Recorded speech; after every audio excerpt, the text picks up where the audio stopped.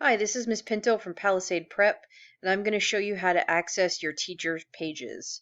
So to start off, you're going to open up any web browser, and then you're going to Google the name of your school. Okay. You're going to click on the school's website in the search results.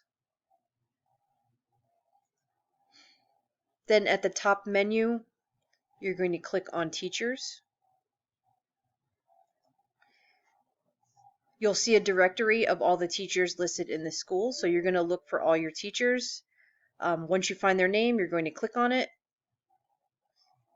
And this is a good example of what your assignments will look like.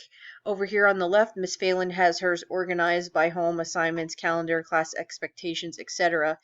So you're going to click on the assignment tab over on the left, and you're going to see all her assignments are listed here with their due dates.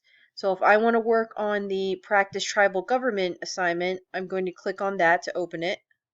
You'll see the date it was assigned, and you're going to see the due date at the top. Directly underneath, there's a link to the actual document for the assignment. So I'm going to click on that, and it's going to open. So what you could do at home if you have a printer is you could just print this out and write directly on here.